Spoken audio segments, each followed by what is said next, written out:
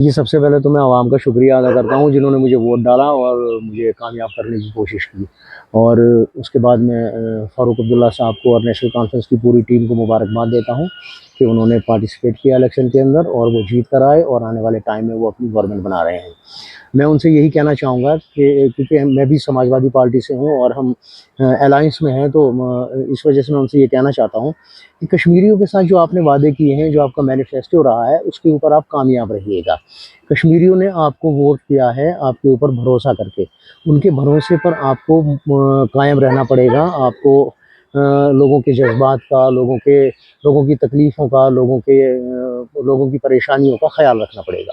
देखिए, अगर उमर अब्दुल्ला साहब ने ये बात कही है 370 की, तो उनको इस बात के ऊपर सोचना चाहिए। वो एक बड़े लीडर हैं, वो सोच समझ कर बयान दे रहे होंगे।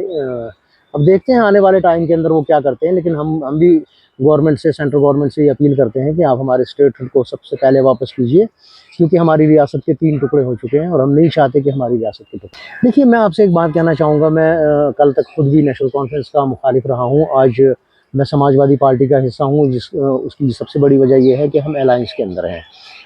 रही बात नेशनल कॉन्फ्रेंस को लोगों ने वोट किया है, नेशनल कॉन्फ्रेंस को वोट करने की सबसे बड़ी एक वजह है कि नेशनल कॉन्फ्रेंस कश्मीरियों के दिमाग में और दिल में बसी हुई है।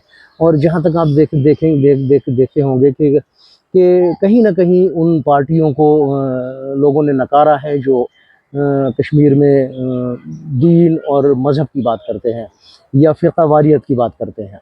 उन लोगों को कश्मीरी कौम ने नकारा है और नेशनल कॉन्फ्रेंस को लाया है।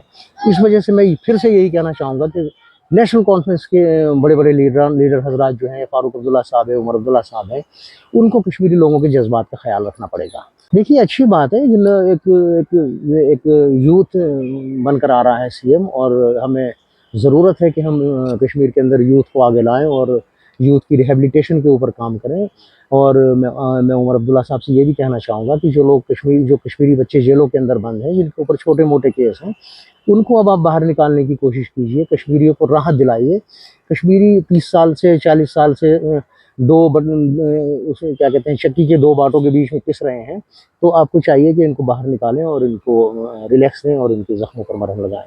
मैं चाहूँगा 370 अगर आपको लानी है वापस, तो 370 तब तक तो वापस नहीं आएगी जब तक आप पार्लियामेंट के अंदर 400 से ऊपर सीटें नहीं ले जाएँगे। क्योंकि 400 से ऊपर कोई जाएगा नहीं और 370 खत्म नहीं होगा, तो इसके ऊपर बात करना बिल्कुल एक बचगाना हरकत होगी।